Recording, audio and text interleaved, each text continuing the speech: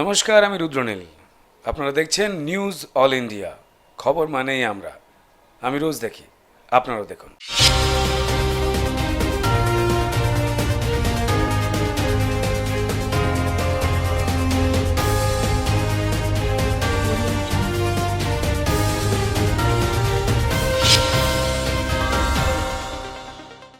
নমস্কার, নিউজিল্যান্ডের পর্দায় আপনাদের স্বাগত। আপনাদের সঙ্গে আমি অর্পিতা। শুরু করছি আজকের বিস্তারিত খবর। বিধানসভার নিরাপত্তায় চূড়ান্ত গাফিলতি, বিনা পাসে ঢুকলো রাহুল সিনহার গাড়ি।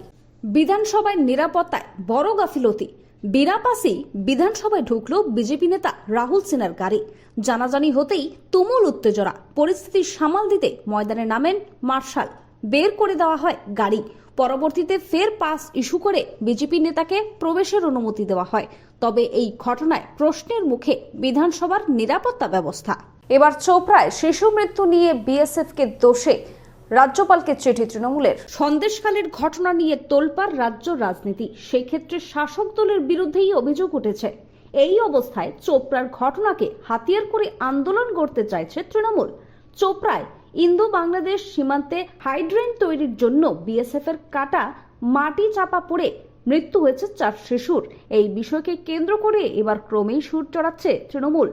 ইতিমধ্যেই এই ঘটনায় 12 সদস্যের একটি প্রতিনিধি দল তৈরি করেছে শাসক দল। সেই প্রতিনিধি দলে রয়েছেন তৃণমূলের প্রথম সারির নেতা মন্ত্রীরা। এই ঘটনার জন্য বিএসএফ এর অসাবধানতাকে দায়ী করে রাজ্যপালের দ্বারস্থ হতে চলেছে তৃণমূল কংগ্রেস। জানা গিয়েছে 12 সদস্যের এই প্রতিনিধি দল শিশু মৃত্যুর ঘটনায় রাজ্যপাল সিভি আনন্দ বোসের সঙ্গে জরুরি ভিত্তিতে দেখা করতে চেয়েছে।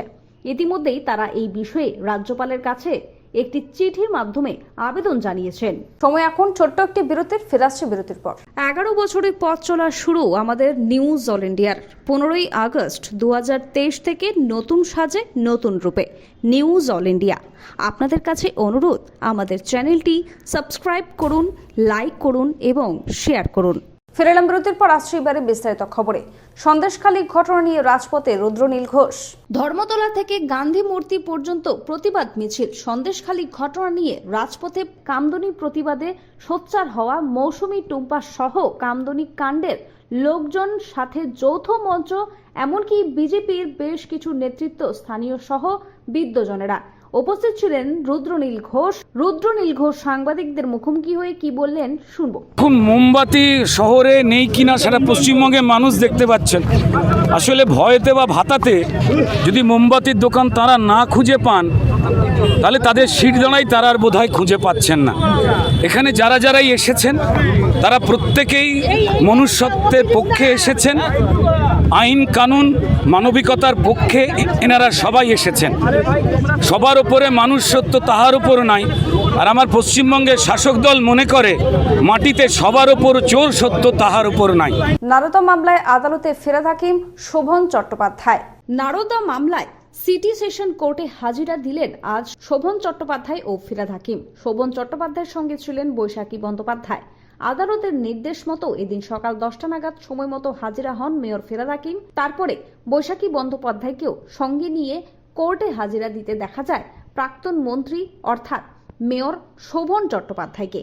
তবে এদিন কোর্টে হাজির হলেও শুনানি হয়নি।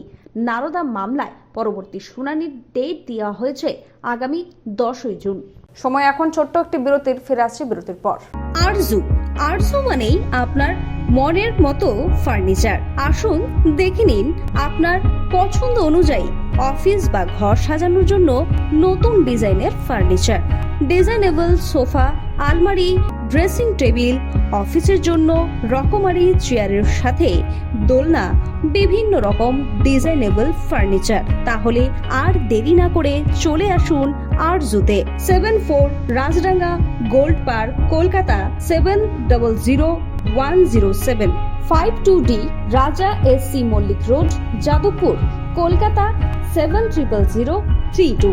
Phone number 8100472255, 8240411427। ফেরালাম বিরতির পর। আসছে এবারে বিস্তারিত খবরে। ফের তল্লাশিতে ইডি, 6 জায়গায় অভিযান চালালো আজ ইডি। ফের অভিযানে ED Salt Lake Park Street, New Alipore সহ কলকাতার একাধিক জায়গায় হানা দেয় আজ ইডি। কেন্দ্রীয় বাহিনীর ঘেরাটোপে তল্লাশি। কৈখালিতে অভিযানে জীবন কৃষ্ণর ছায়া। ইডি হানা দিতেই মোবাইল ছুড়ে ফেললেন ব্যবসায়ী, পরে খুঁজে আনলেন কেন্দ্রীয় বাহিনীর জওয়ানরা। বাকিবুর রহমানের ঘনিষ্ঠ ব্যবসায়ীর ফ্ল্যাটেও তল্লাশি। সল্টলেকেও হানা দেয় ইডি। আইবি ব্লকে বিশ্বজিৎ দাসের বাড়িতে তদন্তকারী অফিসাররা। বিলাসবহুল গাড়িতেও তল্লাশি চালানো হয়। পুলিশি বাধা এড়াতে হৃদয়পুর স্টেশন থেকে লোকাল ট্রেনে চেপে বসিরহাটের উদ্দেশ্যে গেলেন বিজেপির রাজ্য সভাপতি সুকান্ত মজুমদার। দেখুন, পুলিশের ইচ্ছে নেই যে আমি বসিরহাটে পৌঁছই। পুলিশ ভয় পাচ্ছে, রাজ্য সরকার ভয় পাচ্ছে যে কোনোভাবে সুকান্ত মজুমদার বসিরহাটে গেলে সন্দেশখালীর যে প্যান্ডোরা বক্স খুলে গেছে। তৃণমূল মানে যে এতদিন মানুষ জানতো, বাংলার মানুষ যে তৃণমূল মানে চোর, এবার মানুষ জানতে পারছে তৃণমূল মানে ধর্ষক, লম্পট, চরিত্রহীন। গোটা বাংলার মানুষ সেটা জেনে যাবে। সেই জন্য আমাদেরকে বসিরহাটে যাওয়ার বাধা, বিভিন্ন জায়গায় ব্যারিকেড করেছে পুলিশ। তাই আমরা ব্যারিকেড ভেঙে সেখানে যেতেই পারতাম। বারবার পুলিশ ব্যারিকেড করতো, ন্যাশনাল হাইওয়ে ব্লক হতো বা রাজ্য সড়ক ব্লক হতো। কারণ বাসন্তী হাইওয়ে দিয়ে গেলে পরে আমাদের রাজ্য পথ আটক হতো, মানুষের অসুবিধে হতো। যেন মানুষের যেন কম অসুবিধে হয়, সেই জন্য আমি আজকে এখানে হৃদয়পুর স্টেশনে এসেছি এবং এই ট্রেনের মাধ্যমে, লোকাল ট্রেনে চেপে আমি বসিরহাট যাব, কারণ সুকান্ত মজুমদার কথা দিলে কথা রাখে। সময় এখন একটি ছোট্ট বিরতির, ফিরে আসছে বিরতির পর। আপনি কি ভ্যাকেন্সি ল্যান্ডের সন্ধানে রয়েছেন? চিন্তা না করে আজই যোগাযোগ করুন ঋত্বিকা এন্টারপ্রাইজে। আমরা রুবি হসপিটালের 3 কিলোমিটার থেকে 12 কিলোমিটারের মধ্যে ল্যান্ড সেল করি। ভ্যাকেন্সি ল্যান্ডের দাম 80,000 থেকে 2,70,000-এর মধ্যে। তাহলে আর দেরি কেন, আজই চলে আসুন আমাদের অফিসে।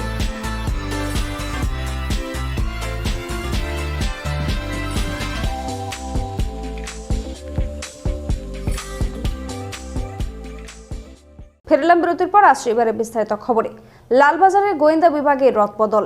কলকাতা পুলিশের গোয়েন্দা বিভাগে রদবদল করলেন ভারপ্রাপ্ত গোয়েন্দা প্রধান ওয়াকার রাজা। তাতে ডাকাতি দমন শাখার নতুন ওসি হলেন দেবাশিস চক্রবর্তী। এই শাখার নতুন অ্যাডিশনাল ওসি হলেন জয়ন্ত মুখোপাধ্যায়।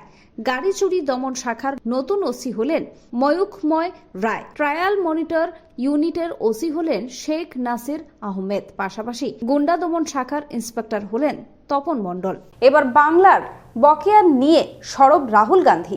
বাংলার 100 দিনের কাজের শ্রমিকদের বকেয়া অর্থ নিয়ে বারবার সরব হয়েছে মমতা বন্দ্যোপাধ্যায়।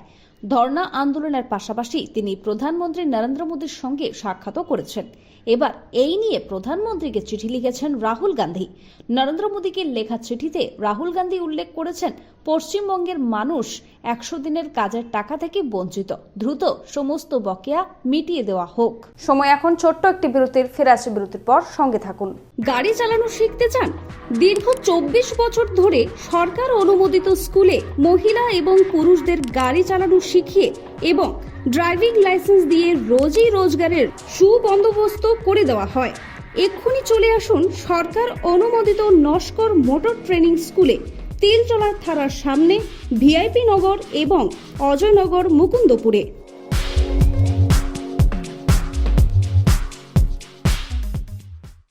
ফিরলাম বিরতির পর, আসছে এবারে বিস্তারিত খবরে।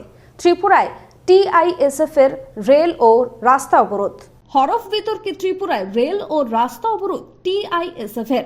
বিক্ষোভ প্রতিবাদ মুখ্যমন্ত্রীর বাড়ির সামনেও। সোমবার এমনই ছবি দেখল ত্রিপুরা। সম্প্রতি ত্রিপুরার মধ্যশিক্ষা পর্ষদ একটি নির্দেশিকা জারি করে। তাতে বলা হয়, মাধ্যমিক ও উচ্চ মাধ্যমিকে বাংলা হরফে ককবরক লেখা বাধ্যতামূলক, রোমান হরফ চলবে না। এরই প্রতিবাদে এদিন বিক্ষোভে সামিল হয় তিপ্রা মথার ছাত্র সংগঠন, তিপ্রা ইন্ডিজেনাস স্টুডেন্টস ফেডারেশন। মধ্যশিক্ষা পর্ষদের হরফ নির্দেশিকার প্রতিবাদে এদিন মুখ্যমন্ত্রী মানিক সাহার বাসভবন ঘেরাওয়ের চেষ্টা চালায় তিপ্রা ছাত্র সংগঠনের কর্মী সমর্থকরা।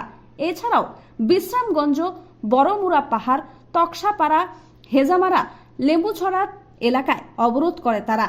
আটকানো হয় রেলও। ছাত্রদের এই আন্দোলনকে সমর্থন করে বামপন্থী উপজাতি ছাত্র সংগঠনও।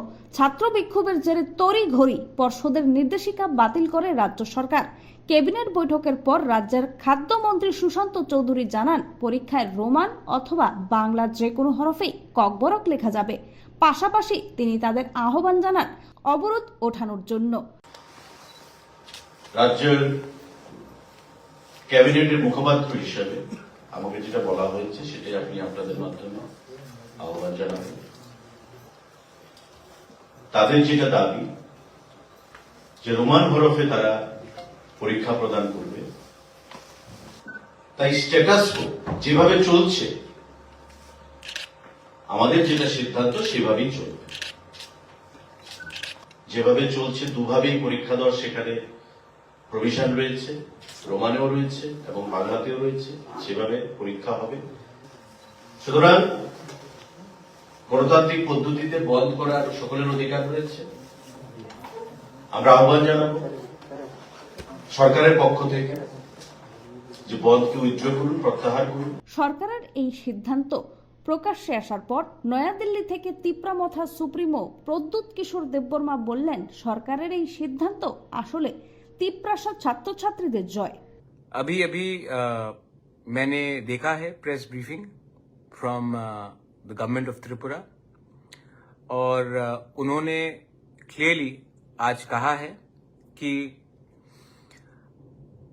जैसे स्टेटस को मेंटेन किया जा रहा था, जैसे कि हमारे स्टूडेंट्स को ऑप्शन दिया जा रहा था, कॉकबोरोक में रोमन स्क्रिप्ट और बांग्ला में लिखने का ऑप्शन था, वो ऑप्शन को बदला नहीं जाएगा और इस साल भी तिप्रासा लोग के पास दोनों ऑप्शन रहेगा to appear in the exams in a script that they want to. मैं सबसे पहले धन्यवाद देना चाहता हूं कि और आपका सबसे पहले धन्यवाद आपको देना चाहता हूं, क्योंकि अगर आज आप लोग एक नहीं होते तो मुश्किल बहुत होता। I welcome that. मैं अपील करता हूं अपने लोगों को कि ये स्टेटमेंट के बाद आप लोग जश्न मनाइए, घर वापस जाइए, लेकिन वायलेंस में कहीं इंडल्ज मत कीजिए।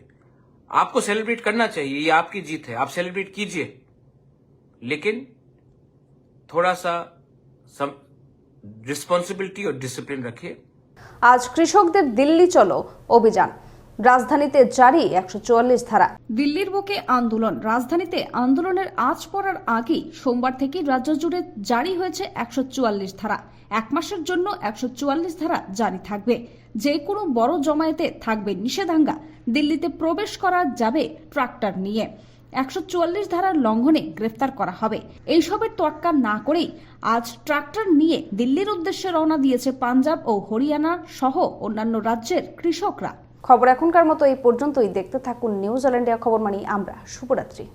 রুবি হসপিটালের খুব কাছে বিমান্তা হোটেলের পাশে Ruby guest house. Ruby guest হাউসে আসলেই আপনারা কম দামে পেয়ে যাবেন রুম ভাড়া। তাহলে আজই চলে আসুন রুবি গেস্ট হাউসে। Ruby guest house.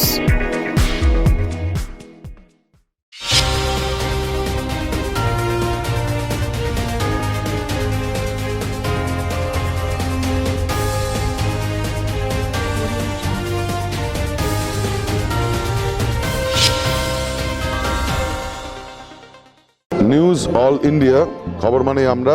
আমি ইন্দ্রনীল, আমি সবসময় আপনাদের সাথে রয়েছি।